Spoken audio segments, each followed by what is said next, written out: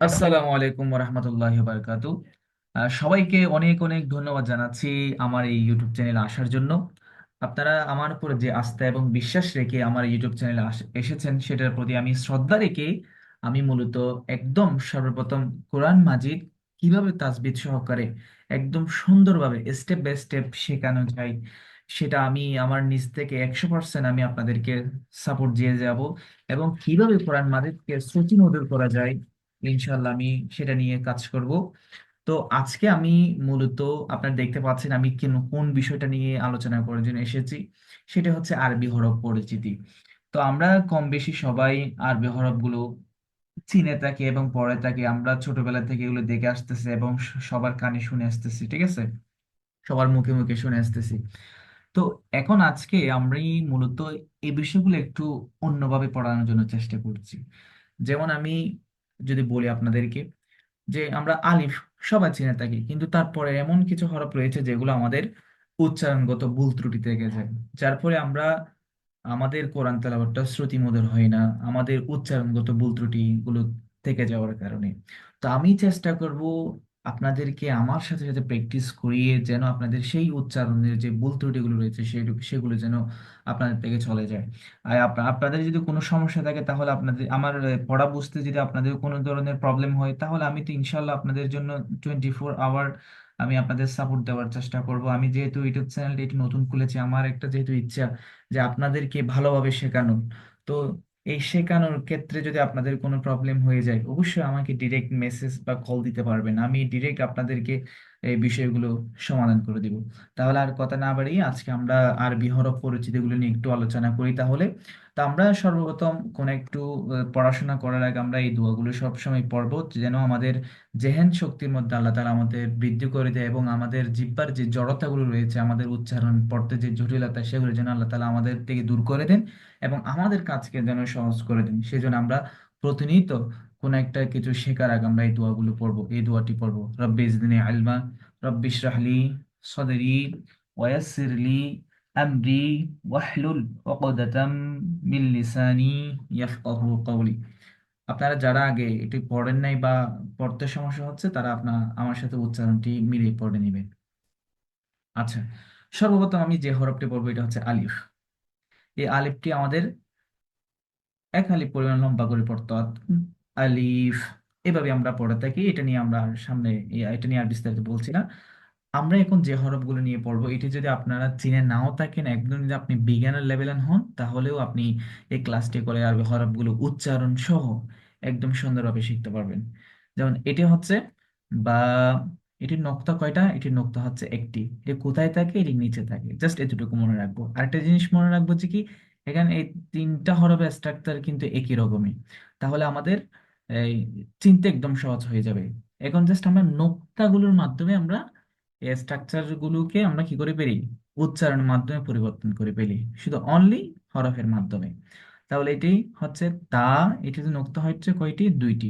তাহলে এটি আমরা উচ্চারণ যখন করব, আমরা যে আমাদের দাঁতের যে মাড়ি রয়েছে সেখানে আমাদের জিহ্বাটা লাগিয়ে দেন আমরা এই হরফটাকে পড়বো। যেমন তা, তা। তারপর এটা হচ্ছে সা। সাটা যখন আমরা উচ্চারণ করব, তখন আমাদের জিহ্বাটা হালকা সামান্য বের করে দিয়ে আমরা এটিকে উচ্চারণ করার চেষ্টা করব। ফা, ফা। তারপর হচ্ছে জিম।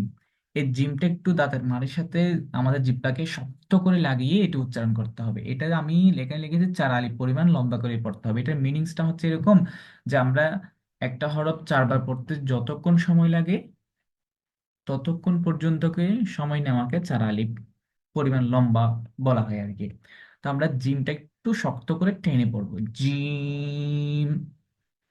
তারপর হচ্ছে হ্যাঁ। হাঁটা হচ্ছে কন্ট্রাল, একদম মধ্যগান বা শেষের দিক থেকে যে আমাদের উচ্চারণটা হবে আর কি। যেমন হ্যাঁ।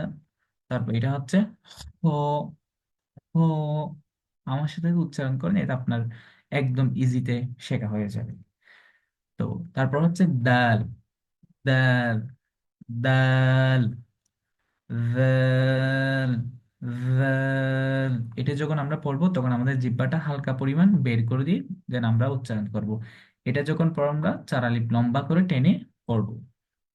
এটা হচ্ছে র, জ, র, জ।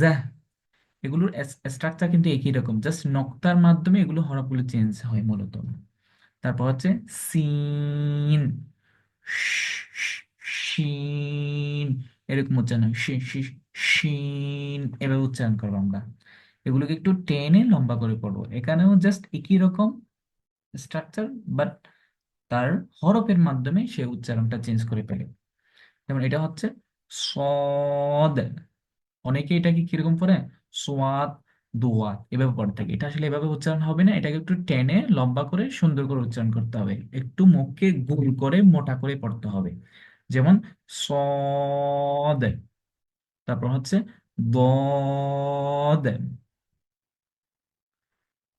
তারপর এটা হচ্ছে ত, ভ। আর এটিকে আমরা তা এর সাথে মিলাবো না, এটা হচ্ছে ত। আর আগে যে আমরা তা পড়েছিলাম সেটা হচ্ছে তা, এটাকে মুখ থেকে ছেড়ে দিয়ে পড়তে হয়। এটা হচ্ছে একটু মোটা করে, আমাদের মুখটাকে মোটা করে পড়তে হবে এটিকে। যেমন ত, ত, জ। তারপর এটার স্ট্রাকচার একই রকম, এটা একটু মনোযোগ দিয়ে দেখতে হবে। এটার উচ্চারণ হচ্ছে আইন, আইন। এটা হচ্ছে গইন, গইন। জাস্ট একই রকম দেখতে, বাট নক্তা থাকার কারণে এটি কি হয়ে যায়, পরিবর্তন হয়ে যায় তার উচ্চারণ। তারপর আমরা দেখতে পাচ্ছি দুইটি হরফ, এই দুইটিরও স্ট্রাকচার মোটামুটি সেম। এটা একটু সার্কেল টাইপের, এটা একটু একটু সার্কেলের মতো না, সার্কেলের মতো বাট একটু চ্যাপ্টা আর কি, ঠিক আছে, আমরা যেটা বাংলায় বলি। তাহলে এটাতে নোক্তা হচ্ছে একটি, আর এটাতে নোক্তা হচ্ছে দুইটি।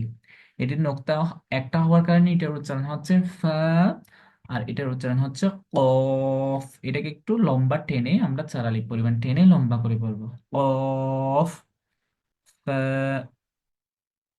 তারপর এখানে যে চারটি হরফ রয়েছে, আমরা এই পর্যন্ত যে হরফগুলো পড়েছি মূলত এগুলো স্ট্রাকচার প্রায় সবগুলো একই রকম, বাট এই মানে হরফগুলোর স্ট্রাকচার একটু পরিবর্তন রয়েছে। এগুলো নিয়ে আমরা পর্বে ক্লাসে আলোচনা করব। আজকেই এই পর্বে এতটুকুই রইল। আপনাদের সবাইকে দ্বিতীয় পর্বে দেখার জন্য আমন্ত্রণ জানাচ্ছি। আসসালামু আলাইকুম রহমতুল্লাহ।